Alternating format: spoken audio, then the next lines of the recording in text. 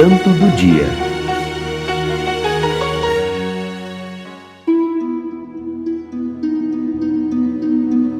São Núncio Suprício, modelo para os jovens operários e para todos os jovens. 5 de maio. São Núncio Suprício nasceu em 13 de abril, no ano de 1817, filho de Domenico Suprício e Rosa Luciane, ambos muito religiosos. Imediatamente organizaram o batismo de seu filho. Moravam na região italiana dos Abruzos e constituíam uma bem estruturada família católica.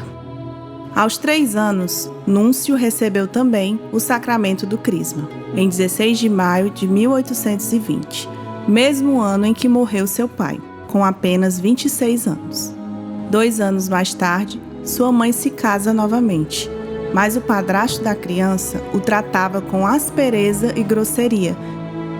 O jovem então se apegou muito à sua mãe e sua avó materna.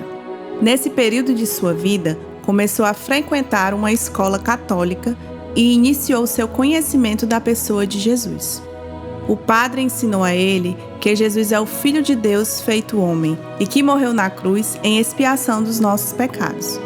O jovem aprendeu a rezar e sentiu um grande desejo de seguir o exemplo de Jesus e dos santos que o bom professor o ensinava. Nesse período, aprendeu a ler e a escrever. Era um menino alegre, sociável e cheio de vida na relação com seus pequenos amigos. Em 1823, com apenas 6 anos, perdeu também sua mãe e passou a morar na casa da avó materna, mulher de uma fé e caridade grandiosas. Eles caminhavam sempre juntos para as orações e para a Santa Missa. Ela o ensinou que no sacrário está o corpo de Cristo, e assim nasceu o seu amor pelo Santíssimo Sacramento. Também lhe ensinou a oração do Santo Rosário. Ainda frequentando a escola, Núncio foi crescendo em sabedoria e virtude. Jovem puro de coração, com um grande amor à Santa Missa e visitando Jesus Eucarístico no sacrário muitas vezes, cresce nele a cada dia um horror ao pecado e um desejo sempre mais intenso de assemelhar-se a Cristo. Aos 9 anos, Núncio perdeu também sua avó, e ao se encontrar sozinho no mundo, iniciou-se sua via dolorosa, que o assemelhou mais e mais a Jesus crucificado. Um tio o levou para sua oficina, onde o obrigou a aprender a profissão de ferreiro. Tirou o jovem da escola e o forçou a empenhar-se a um trabalho duro, desproporcional à sua idade. Tratou Núncio com brutalidade e sem nenhum cuidado com as suas necessidades básicas, inclusive o deixou sem comida quando julgou que o jovem não havia feito o que ele pedia. Núncio teve que transportar cargas pesadas, percorrer longas distâncias a pé, sob o sol quente, a chuva, a neve ou o vento, usando sempre a mesma roupa, em todas as estações. Muitas vezes era tratado com dureza, surras e palavrões. Mas o santo possuía uma fé muito grande, e em meio a todos esses males e trabalhos desumanos, pensava constantemente em seu grande amigo, Jesus crucificado. Orava e oferecia seu sofrimento sempre em união a ele, em reparação pelos pecados do mundo, para que a vontade de Deus fosse feita e para ganhar o paraíso. Aos domingos, conseguia ir sozinho à missa, seu único descanso durante a semana. Mas logo o jovem ficou doente. O frio intenso o maltratou e ele chegou em casa à noite exausto, com uma das pernas inchada, ardendo em febre e muita dor de cabeça. Foi dormir sem contar a ninguém sobre o que sentia, mas no outro dia não conseguiu levantar. O tio então levantou-o e o forçou a trabalhar, dizendo-lhe: "Se não trabalhar, não come." Várias vezes Núncio precisou se obrigar a pedir pão pela vizinhança para matar a fome, sempre repetindo: "Seja feito como Deus quer, seja feita a vontade de Deus." Sempre que podia, refugiava-se na igreja para rezar diante do sacrário, onde renovava suas forças e se enchia de sabedoria e luz divinas, de tal forma que, mesmo sendo apenas um adolescente, era capaz de dar sábios conselhos às pessoas que o procuravam. Apareceu então uma grande ferida em sua perna, que logo entrou em gangrena. Seu tio trocou de função na oficina por um serviço que não o obrigasse a ficar em pé, mas nem por isso menos pesado. A ferida precisava de limpeza constante, e Núncio se arrastava até a fonte da aldeia para lavá-la, mas era tratado com aspereza e o expulsavam do local, pois as pessoas achavam que ele poderia contaminar a água. Procurou então outra fonte e descobriu um pequeno riacho mais distante, onde podia passar o tempo a se tratar e a oferecer inúmeros rosários à Mãezinha do Céu. Hoje o local é considerado uma fonte milagrosa. Em 1831, Núncio é internado, mas os remédios não causam efeito. O santo encarou esses dias como semanas de repouso para ele, para fazer caridades aos outros enfermos e para as suas orações intensas. De volta a casa, seu tio o obrigou a pedir esmolas para sobreviver. Núncio afirmava: "É muito pouco que eu sofro, contanto que consiga salvar minha alma, amando a Deus." Finalmente, seu tio paterno, Francesco Suprício, militar de Nápoles, foi informado sobre o seu sobrinho e o fez vir à sua casa, onde o apresentou ao coronel Felice Rofinar, conhecido como pai dos pobres por sua intensa vida de fé e caridade. Núncio tinha 15 anos.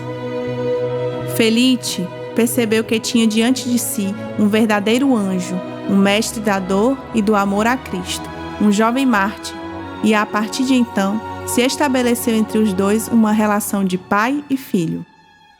Outra vez internado, médicos e enfermeiros reconheceram ter diante de si um grande santo. Certo dia, um bom padre o perguntou: "Sofre muito?" "Sim, faço a vontade de Deus." "O que deseja?"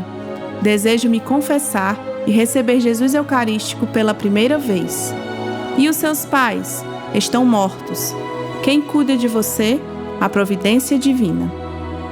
Assim, Núncio fez sua primeira comunhão e seu confessor disse que a partir desse dia, Jesus começou a agir em Núncio de forma extraordinária e que o via crescendo de virtude em virtude a cada dia e que toda a sua pessoa inspirava a Deus e a Jesus Cristo.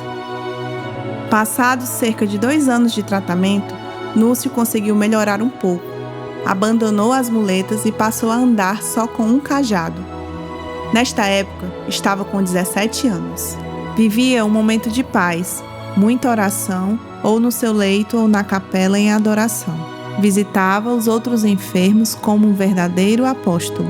Ensinava o catecismo às crianças, preparando-as para a confissão e primeira comunhão. Ensinava a viver intensamente os valores cristãos e a valorizar as dores e os sofrimentos. Todos sentiam nele o odor de santidade, e ele sempre recomendava aos outros enfermos: "Estejam sempre com o Senhor, porque dele vem todo o bem. Sofram com alegria por amor a Deus." Ele também sempre recitava a jaculatória: "Minha mãe faz-me fazer sempre a vontade de Deus." Passado o tempo, o jovem decidiu se consagrar todo a Deus, mas enquanto esperava amadurecer mais a sua vocação, pediu ao seu confessor para aprovar uma regra de vida, uma semelhante à dos consagrados, com longas horas de oração, meditação e estudo, além da missa de manhã e da reza do terço à noite. São Caetano Henrique, que mais tarde fundou a Congregação dos Missionários do Sagrado Coração de Jesus, prometeu ao jovem que o acolheria na sua família religiosa assim que ela iniciasse. Afirmou o santo: "Este é um jovem santo e a mim interessa que o primeiro a entrar na minha congregação seja um santo, não importa se é enfermo." Mas o santo tornou a ficar em estado grave. Sua enfermidade foi diagnosticada como câncer ósseo e não existia cura para ele. Assim, Núncio se entregou como oferenda viva ao crucificado, uma oferenda agradável a Deus. Em março de 1836, sua situação piorou. Tinha febre altíssima, o coração estava fraco e as dores eram agudíssimas. O jovem ficou em constante oração e sofrimento, ofertando tudo pela igreja, pelos sacerdotes e pela conversão dos pecadores. Aqueles que vêm a Ele testemunham suas palavras. Jesus sofreu tanto por nós e por seus méritos nós esperamos a vida eterna. Se sofremos um pouco, desfrutaremos o paraíso. E ainda, Jesus sofreu muito por mim, porque eu não posso sofrer por Ele. Desejo morrer para converter mesmo que um só pecador. Em 5 de maio de 1836, Núncio pediu um crucifixo, chamou o confessor e recebeu os últimos sacramentos em santidade. E com estas palavras confortou o seu benfeitor. Fique alegre, do céu vos assistireis sempre. Perto do anoitecer, exclamou muito feliz: La Madonna, La Madonna, vejam como é linda! E morreu aos 19 anos apenas, e em grande santidade. Enfim, saiu dos sofrimentos deste vale de lágrimas para contemplar a Deus face a face. Em volta do seu corpo, dilacerado pelas chagas, difundiu-se um incrível perfume de rosas. Seu corpo permaneceu exposto por 5 dias, e o seu sepulcro se tornou imediatamente lugar de peregrinação. Em 9 de julho de 1859, o Papa Pio IX declarou heróico nas suas virtudes, ou seja, venerável. Em 1º de dezembro de 1963, diante de todos os bispos do mundo inteiro, no Concílio Vaticano II, o Papa Paulo VI inscreveu Núncio Suprício entre os beatos. Em 14 de outubro de 2018, é finalmente canonizado pelo Papa Francisco, que o confirma como modelo para os jovens operários e para todos os jovens, principalmente nos tempos atuais. São Núncio Suprício, rogai por nós.